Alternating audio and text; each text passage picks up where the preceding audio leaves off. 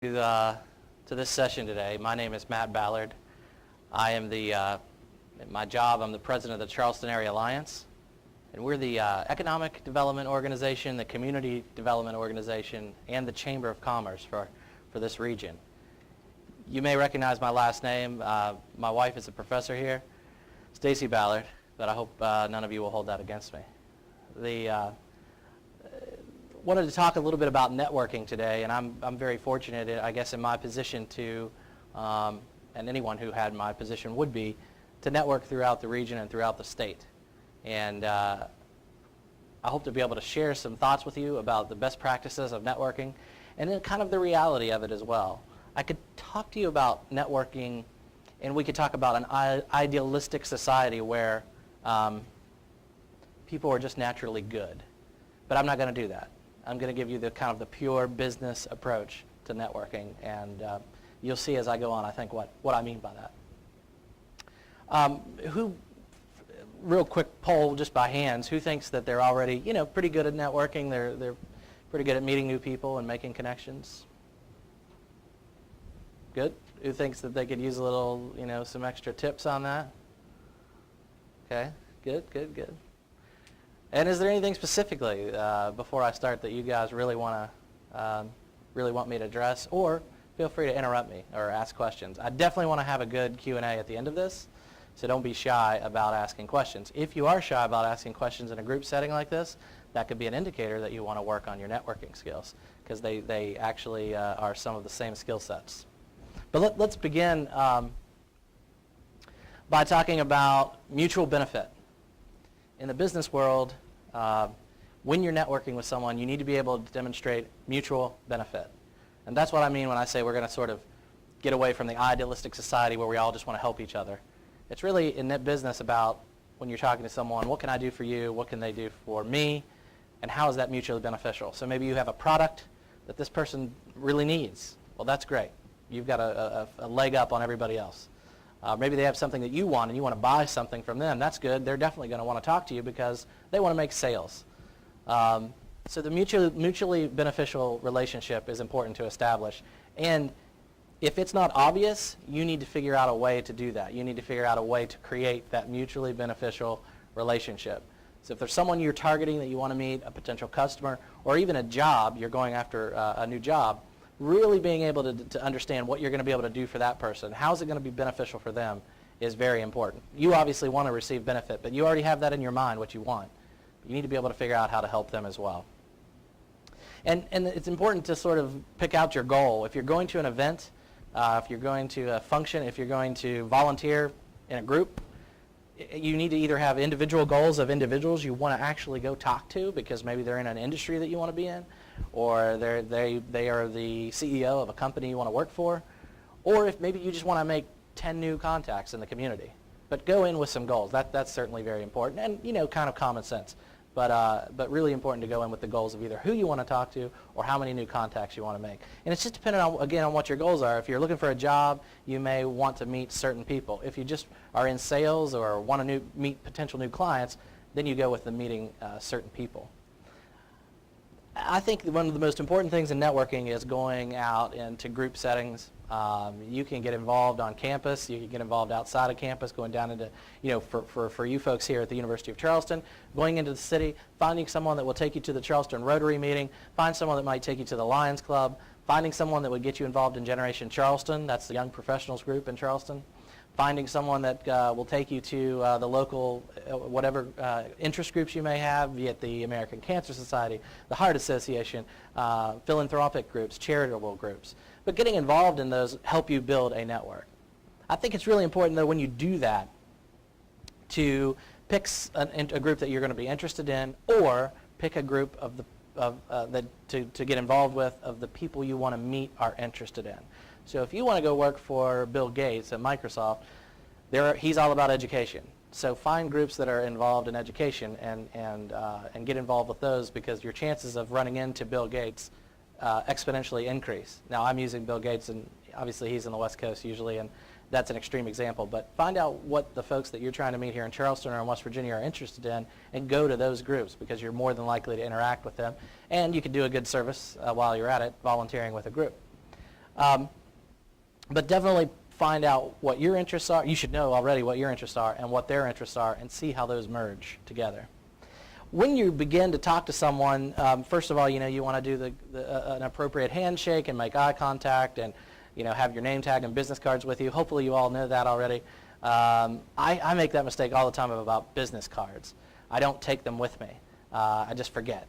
I just forget them in my office. They're just something that I'm in a hurry. But once you get business cards and you're out in the business world, or if you already have business, you may already have some. You may own your own small business already or sell things on eBay and have a business card, but take those with you, because that's the only way people are going to remember to get in touch with you. As much as I work in politics or in government and business, I'm bad at remembering names. I can't do little things to make me remember your name. If you introduce yourself to me, I will forget it 5 seconds later. It's just, I know that that's a problem for me.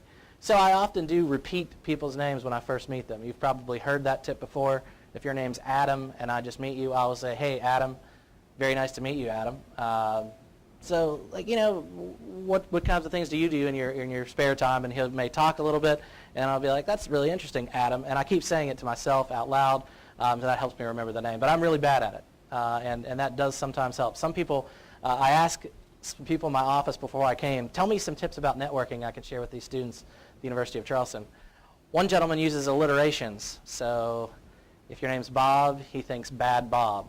The downside of that is you may accidentally call the guy Bad Bob later, and so I don't think that's a good idea.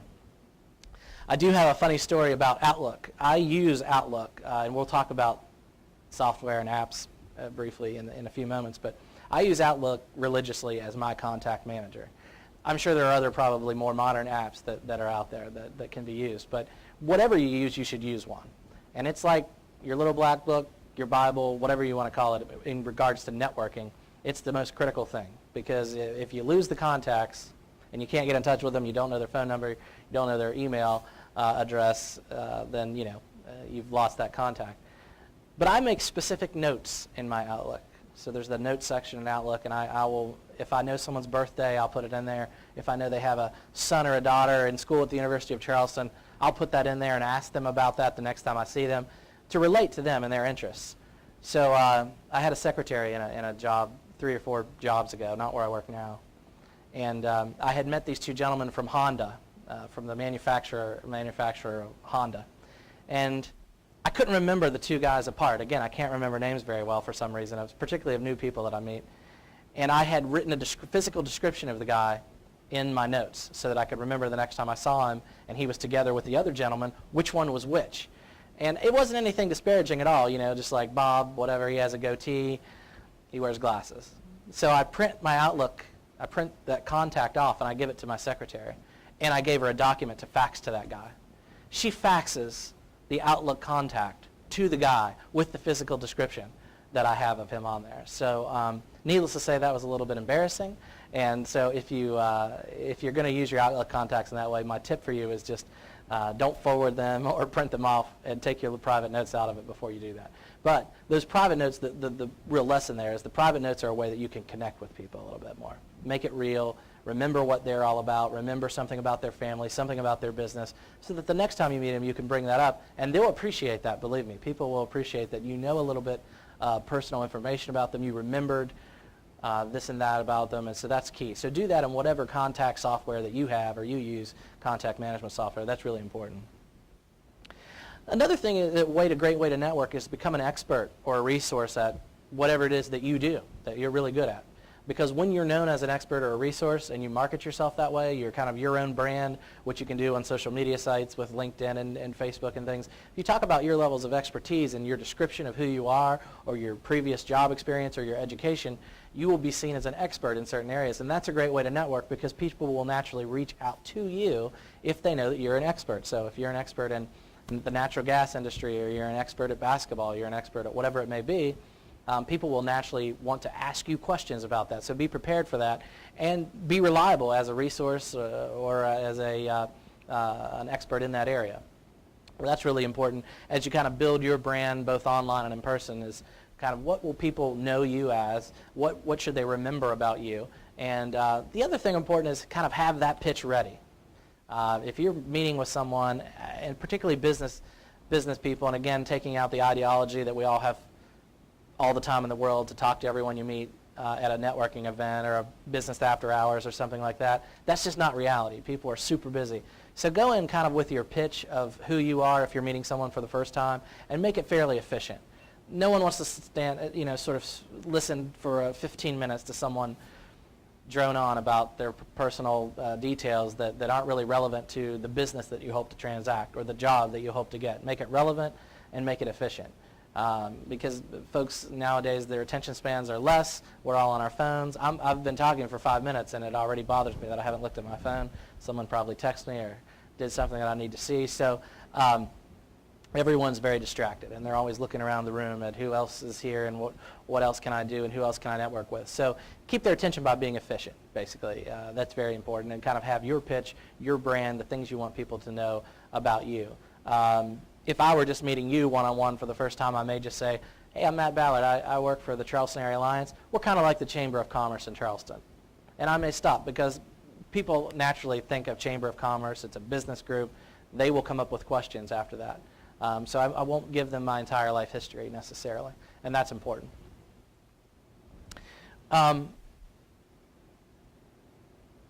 If you are there in networking and you intend to make an ask, make sure it's an appropriate setting for that. If it's the very first time you've ever met someone, you may not want to make the ask. So if you're asking for a donation to a charity group that you're involved in, you're asking for a job, you're asking for whatever it may be, sales, you want to sell something to someone, the first time you meet them may not be the appropriate time to make that ask, because one of the rules that we'll talk about in a few moments is, this is kind of a common theme, and I don't know that's exactly accurate, but the point is the point that the best practice is it takes 7 touches for someone to buy something from you or you to sell something to someone. So you're going to have to interact with the person 7 times. Now, it may be 5, it may be 9, and everybody's different. But the point is you're not probably going to do that on the first time. So establish that base relationship when you're networking, and make sure that you see someone and you make a point of seeing someone a couple times before you really make that ask. Unless it's the type of events that's styled such that you can make an ask, I find that that's the best practice. Sometimes I have to ask for donations from businesses, and you can't just go in having never talked to the person and say, I'd really like you to give our organization $2,500 this year. They don't have a relationship with you. They may not have a connection to your organization, your charity that you're volunteering for, whatever it may be. So you really have to build that trust over time, and that in essence is what the nature of networking is and the value of it. You build relationships over time, and you receive value from it, and hopefully mutually beneficial for you and the other person. Whoops. There we go. Follow up and execute. This is critical. And I can tell you as a business person, I have very little patience or time for someone who can't follow up and execute. So if I do meet you at an event, there may be a to-do that comes out of that, an action. Maybe we talk and you do have a product to sell, and I think of something I wanted to buy recently. I don't know. Let's just say a software program. If you have that program and I've shown some interest, I do expect you to follow up fairly quickly with me. It's a decision that I want to make soon and be efficient and concise with that. So if you've met somebody for the first time the next day, you may want to, certainly by the next day, especially if it's an evening event, follow up with a brief email just saying, hey, Jim, great to see you. I know you want this proposal from me for software, or you've asked for my resume. Thank you so much for that. I'll have it to you by the end of the day. Let them know what the time frame is that you expect to get that information back if you don't already have it, and just be direct with that. And I guess the other thing that I would say is, do it promptly. Don't wait 3 weeks later, because again, I will have forgotten probably who you are, as most would, if they met you for the first time at a networking event. So do it promptly and do it efficiently, and let people know the time frame in which you're going to give them the information that they've asked for. I think that's also very important to me. Any questions on some of this yet? You guys look thrilled, so I may have to dance a bit just to make you smile or whatever, and be more interactive. I really like questions, so please jump in. Sir.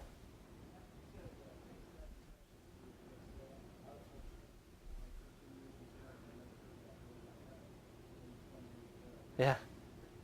You know what? I don't know. I don't know where. It's kind of like a famous quote. I have no idea who said it, but do you know, Nora? Who?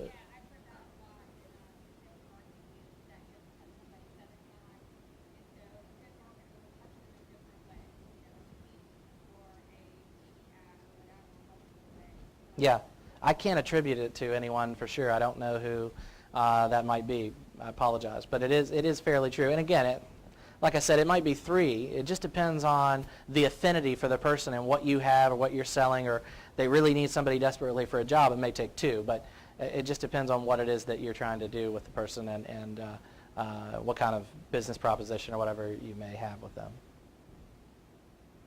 Other questions before we move on what we've covered? All right. Let me talk about some kind of tips and thoughts, because we kind of talked about the basics of, you want to have that firm handshake, you want to make good eye contact, you want to make sure you have your business card. How do you follow up with them, and what do you talk about? You always ask open-ended questions. I should have mentioned that. Always ask open-ended questions too when you're networking. Let me cover that before we go to these tips. Open-ended questions. Any nurses in here, by the way? Any nursing students? So have you guys had psych yet? You had your psych rotation, so you know the open-ended question. It's always what you ask a psych patient, because you don't ask a question that can be answered with yes, no, or one word. How are you today? Good. You think it's nice that it's warm outside today? Yes.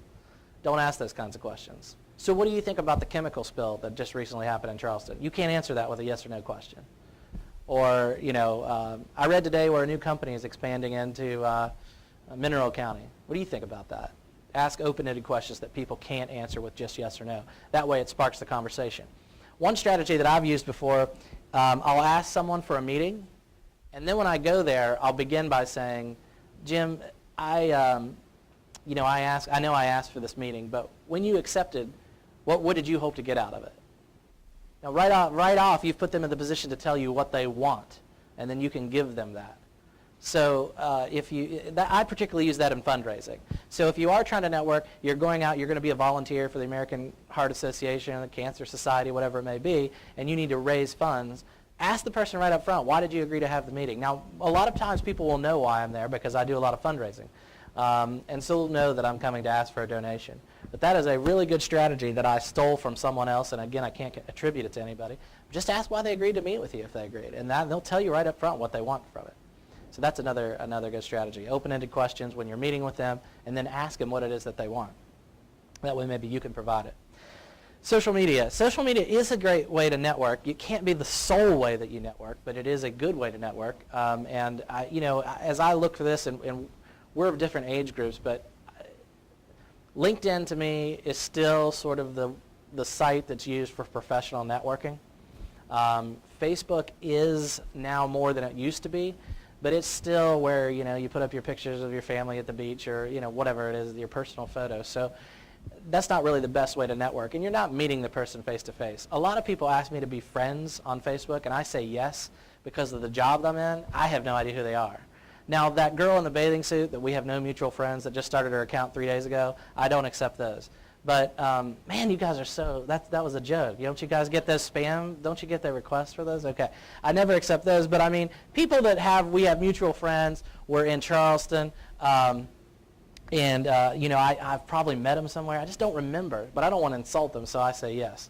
So, but that's not really networking. Now, LinkedIn can be networking because you can search by keywords and determine people that maybe even aren't your friends, but you're in a similar network. Now, that's a good way to meet people in a company. Sort by Microsoft and see who works there. Do they live in your community? Okay, now see if you can find out what events they'll be at so that you can go and network with them.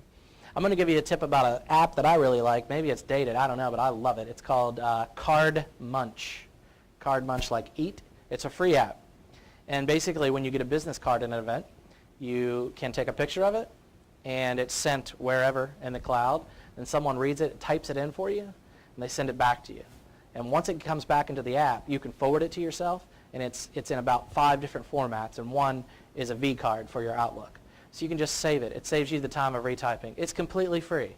LinkedIn bought this company, so I don't know how they keep it free, and I imagine probably some unfortunate children in Asia that are like 8 typing this stuff in, because I don't know how they don't charge for it. But it is a great way to get your contacts so that you don't have to actually type them in. So that Card Munch, and the other great thing about that is once you have them, once they send you the card back, if that person's on LinkedIn, it will tell you that automatically, and you can connect to them.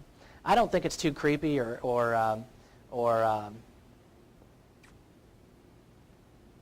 I don't think it's inappropriate to try to connect with someone on LinkedIn at all if you've met them that evening or within the next day or two. I think it's sort of still seen. You might be considered a stalker if you do it on Facebook like 15 minutes after you met the person for the first time. But with LinkedIn, you don't have those kind of preconceived notions. You also have to remember, fortunately or unfortunately, the reality are most people in power in business and politics are older than you. So they're not probably, they're older than me. So they're not really using Facebook and things like that. So there are advantages to it. You have to be smart about it. And LinkedIn still seems to be the one that people who are older are more familiar and more comfortable with. I use Twitter and all those things, but those aren't really good ways to network. But it can be a good way, as Nora said, to market or to touch them in a certain, I actually Facebooked the other day. I'm friends with Brad Smith on Facebook. I've met Brad personally once. Brad is from West Virginia. He is the CEO of Intuit. They make TurboTax and Quicken and they're on TV all the time. And Brad went to Marshall University. He's the CEO of the company. When I met him 5 years ago, the stock price was $27. Today it's over $80. So he's been really successful. And I don't really bother him because I know I don't like send him private messages on Facebook or anything after we connected. But what I did do when I bought TurboTax the other day to do my taxes, I said, I just was at the store about TurboTax preparing to do my taxes. Great to buy a product from a company that CEO is a West Virginian, and I tagged him in it. And he liked the comment and made a comment, like thanks underneath it. Something like that's appropriate. Now, you don't want to do that.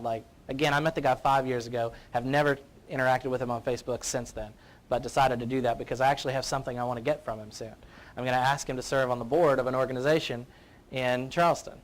But I'm going to wait a while, so it's not real obvious. But in the next couple months, I'm going to reach out to him and ask him to be on a board. But I wanted to do something like that first to interact and reestablish the relationship so he might remember who I was. So that's a bit of a tip there. We sort of talked about generational networking. I find sometimes that, again, I interact a lot with people that are in their 60s and 70s, and they don't do a lot of email still. And so a phone call may be appropriate. Now, I know you hate the phone. I hate the phone. Do you guys hate the phone? I don't want to talk on the phone. Do you guys? I always just ask people that. I hate the phone. I don't want to talk on the phone. I hate it. I'd much rather you text me or, even Facebook me, anything other than talk on the phone. It just takes too long and there's too much formality, and I just want to get it done. But older folks really like for you still to talk to them on the phone. So consider who it is you're talking to and what generation they're in. And what's the easiest way for them to communicate, and use that. We talked about Outlook. Are there any other programs that I should be aware of? Tell me what programs you guys use to manage your contact. Are there others out there? Yeah. Gmail for your contacts. Yeah. Okay.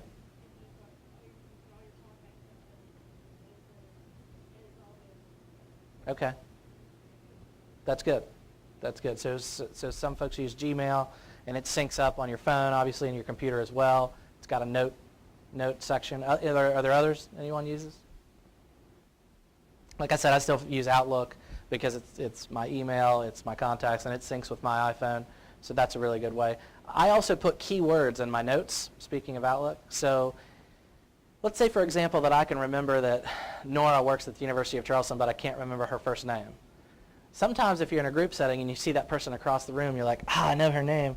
I can't remember her name, but I do know where she works. So I can sort by University of Charleston and just look at all my contacts that work at the University of Charleston and see it and trigger it and then go talk to her. Obviously, people appreciate it if you remember their name. Again, I'm very bad at it, but that's a good way to do it. Jordan, you're not allowed to yawn during this presentation. That's against the rules. The next thing that I wanted to talk to you about was specifically the difference between joint sales and jobs networking, and that is a little bit different in the approach. If you're looking for a job, you're definitely trying to sell yourself. If you are you trying to sell something, your product, whatever company you work for, it's a little bit different approach. So let me talk about that. I'll tell you some things that I've done and some things you may try. But if you're really looking for a job, which most of you probably will be soon, I think most of the folks in here are upperclassmen. I know there's some freshmen in here as well. I think my wife required, or someone required to come, so I apologize if you've lost interest already. If you're looking for a job, again, I think what's most important is to find the people you want to network, the people that are in the industry you want to be in. If you want to be in computer science, then you may possibly be wasting your time talking to the guy who owns a retail store, unless he's really in need of an IT guy. Go find the people that work at Alpha in town. Go find the people that work for the IT companies and begin to talk with them, and know who you want to go to beforehand. A lot of times in events, there are registrations and things that you can look at. If you're going to a trade show for your specific industry, there's usually a list of who's going to be attending. So get that list and pinpoint who you want to go and talk to. So for a job, you're kind of selling yourself. If it's for the product, you're selling the product. One of the ways that you can sell yourself is you may not tell them right up front you're looking for a job. You may just talk about, I'm a University of Charleston student. I'm in the IT program. I've been interning at this company, and it's great to meet you. And then follow up with the email the next day that says, hey, Jack, it was great to meet with you. And by the way, I'm going to be graduating soon. I'm going to be looking in the job market. Do you mind if I call on you 6 months from now when I graduate just to touch base with you and maybe tap your network to see where there might be some openings? There's nothing wrong with asking that in an email. That's perfectly fine. And I think the key, we've done some speed networking events, which is like speed dating, but just not necessarily any dating involved. And you get 3 or 4 minutes with a person until the bell rings, and you move on to the next person. And those have been really effective. If you see those in your community, do it. I didn't realize how much fun it would be, but if you, it's really a blast, actually. And I'll tell you, when you're limited to like 3 minutes to speak, you get down pretty quick to whether you're going to be able to do business together or there's going to be some mutual benefit. Now, there's not a lot of fluff in a 3-minute conversation. It's pretty quick, and you can tell quickly whether you're going to be able to benefit from that conversation, or they are, or get the mutual benefit. So that's another type of event, speed networking, that can be really good. Whereas in sales, you're not so much. So comparing and contrasting those, in sales, you're not really selling yourself as much as you're selling the product, obviously. So you want to talk more about the company that you work for, the product, who are the other clients, what are the testimonials that other people could give you about how this works. So that would be some sort of basic networking with sales. And there is definitely a difference when you're selling yourself and you're selling the product. You're always selling yourself. If people don't believe you or believe what you're saying and you're not genuine, then they're not going to buy the product from you. But when you're trying to get a job, it's really just more about self as opposed to the sales. It's a little bit of both. Okay, so those are some tips and some apps. Thoughts on that? What have you guys found to be effective or not effective? Or have you ever printed off your Outlook with a description of somebody and had them fax it to that person? Or any good networking stories?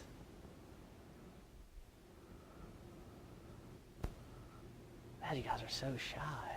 Unbelievable. Sure. Yeah.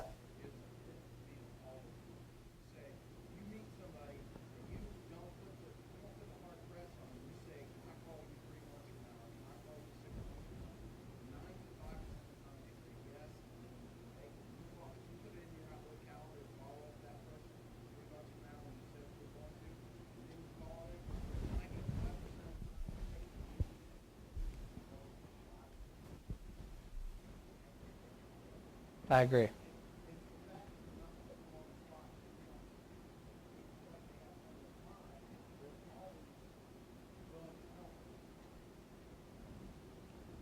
It's a good tip, and it does. If you pin them down and they say yes to a specific request, you'll almost always they'll actually do what they said that what you're asking them to do. At least take the meeting with you. That's definitely for sure. I just want to check my time because I don't want to run over for Hannah. Other thoughts? Yes, ma'am. Yeah.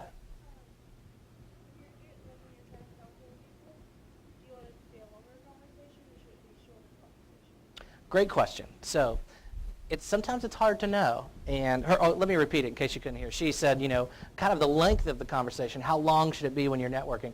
Great question. One of the things you want to look at when you're talking to people is their body language. I've got a guy that I work with a lot that cannot read body language at all. So I'll give you a good example.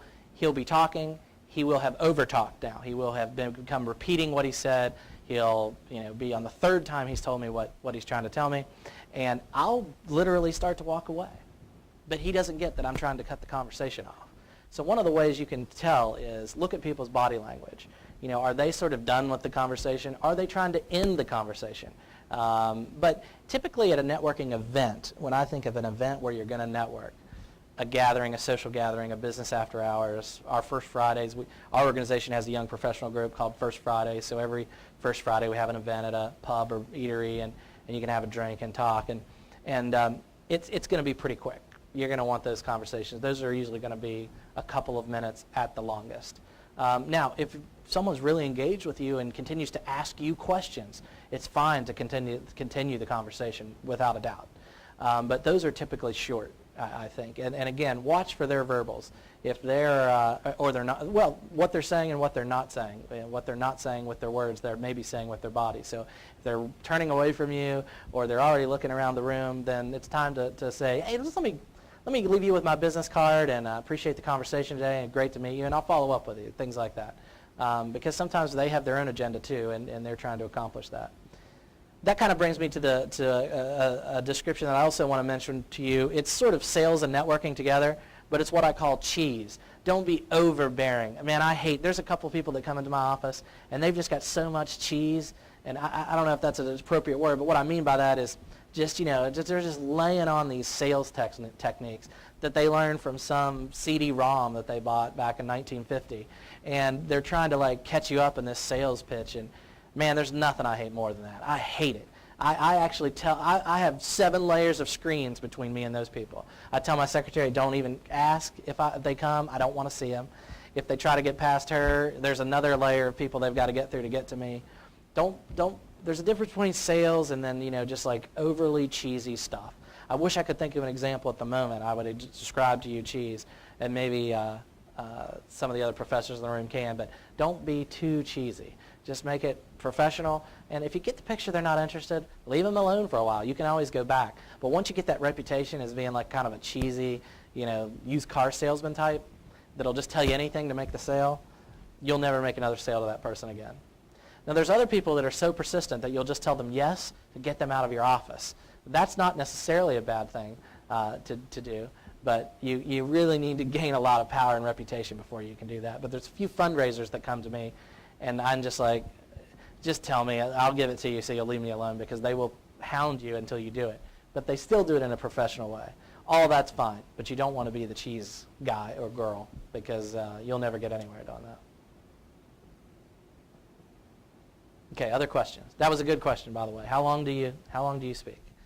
Let them kind of gauge that, particularly for the first time, or you gauge it based on their feedback. Other questions?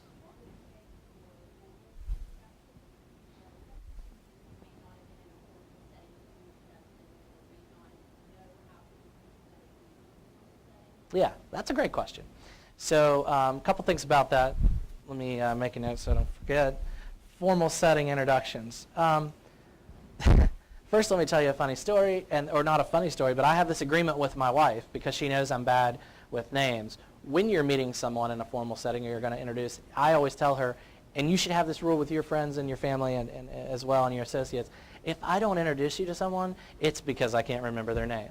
And you need to step forward immediately and say, hi, my name is Stacy, and put out your hand so that they'll respond in the same, that, oh, I'm Bob, because it means that I've totally forgotten who they are. But when it comes to a formal introduction, if I were introducing 2 people, I always give a little bit of a background. So I'll say, Nora, I'd like you to meet Hannah. Hannah works at the University of Charleston. Well, that you both work at the same place, so that's not a good example. But let's pretend Nora worked at Matt Ballard's hot dog company. So Nora works at the local hot dog manufacturer. She's the marketing director for it. And Hannah actually works at the University of Charleston, and some of her role, I hope this is still your role, Hannah, or has been her role to help folks in their job placement. So maybe if there's something opening up, you two should get together, and then I'll just walk away and let them talk. That's introducing to other people. If you're introducing yourself for the first time, as I mentioned, you definitely want to do the firm handshake and the eye contact. Tell them who you are and where you're from. I'm from the University of Charleston. I'm a student, or I work at the Charleston Area Alliance. And then ask them, can I get, where do you work, Bob, or where do you work, Jack? Tell me a little bit about what you do. Again, an open-ended question. They can't answer with yes or no, and they got to tell you a little bit about themselves. And it can find out what you can relate to with them. Maybe they're just from the same hometown as yours and know someone, same people you do and you grew up with. That's enough of an end to reach out to them in the future if you need something. They'll remember I'm from Shinston. I grew up in Shinston, West Virginia. If I meet someone else from Shinston, I'll typically remember that. And you may be more willing to help someone if you have those commonalities. So find those commonalities in those introductions. Those are ways for you to read what they may be interested in. Nora? Yeah.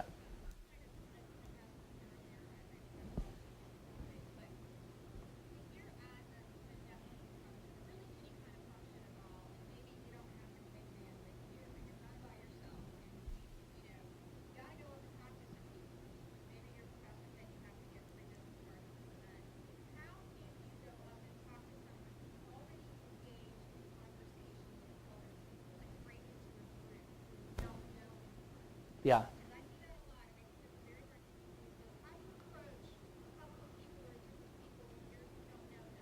That's a great question. You don't want to be a wallflower, which is what Nora is saying. You can't just go to a networking event and stand in the corner and hope that somebody talks to you. That's not, I mean, it may happen. And some people are those good-hearted people who will find that person and make them feel better and welcome.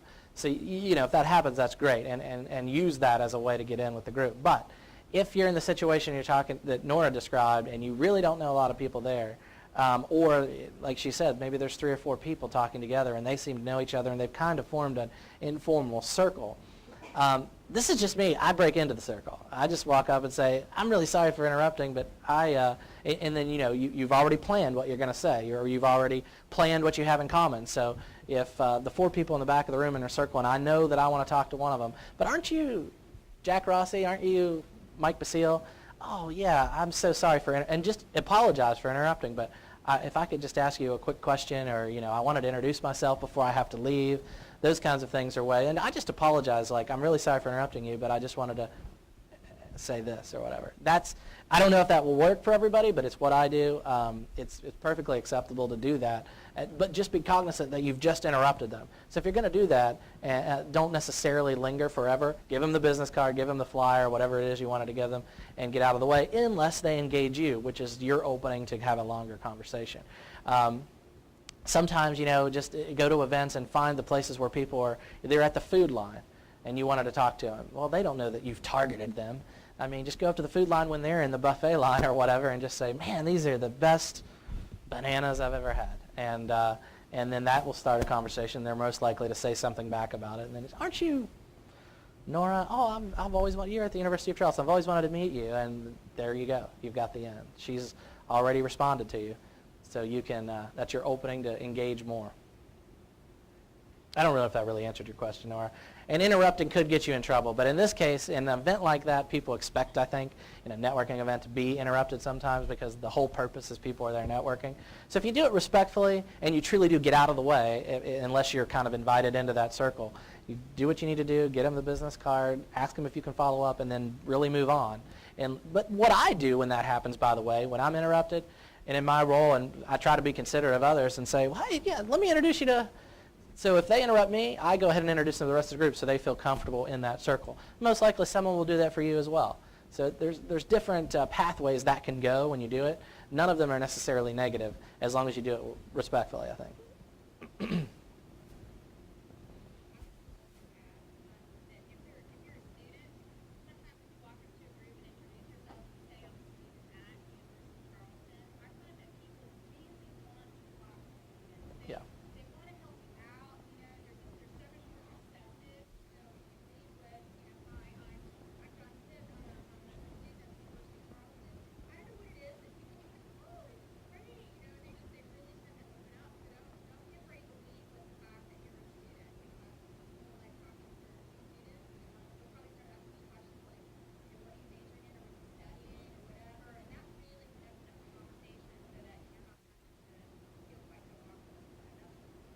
Yeah, no, I think that's a great tip, and I even go ahead and say your major when you make the introduction. I'm at Ballard. I'm majoring in public administration, and I just wanted to introduce myself to you because that major may be another talking point that they key off of. Oh, I run, I work in state government. You're a public administration major. That's great. Let's talk about that. So I think adding that is a good way for them. If you're the one that's feeling sort of on the outside and shy, definitely approaching someone and giving that kind of detail can open up a pathway for you. Yes.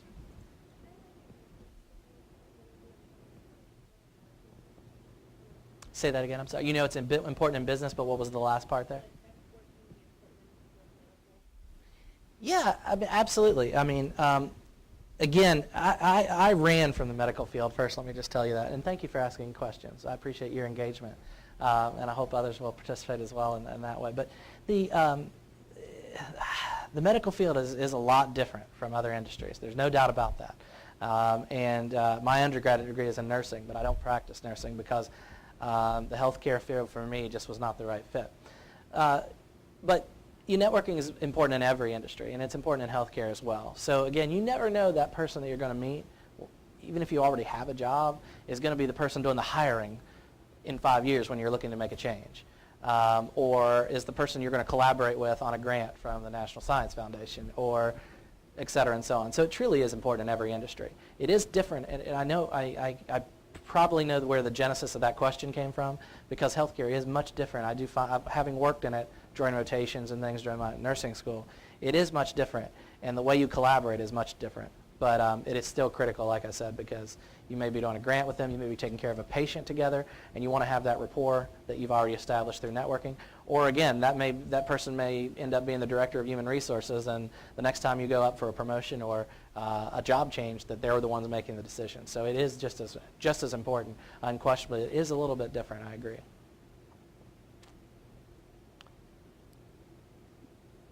Oh, dude, you totally faked me out right there. You went like this, and I thought you were going to ask me a question, man. Do you have a question? You can't even make one up for me? All right, that's cool. I didn't mean to call you out like that, but you really faked me out with that. Well, Hannah, is there anything else that you wanted me to cover?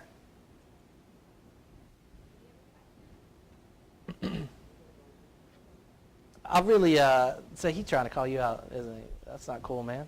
Only the speaker's allowed to do that. I really enjoyed being with you guys, and hopefully I've imparted some things. I will tell you that networking and building your contact list, building your outlet contacts is absolutely critical to success. It may be one of the most important things. The more people you know and the more people that know you, value you as a resource, value as an area of expertise, it's just going to make better things happen for you in life. Going to make your job prospects easier and your sales and your jobs easier. So with that, hopefully, I've certainly enjoyed being with you. I hope you've enjoyed it as much, and good luck out there in your endeavors. Thanks for having me.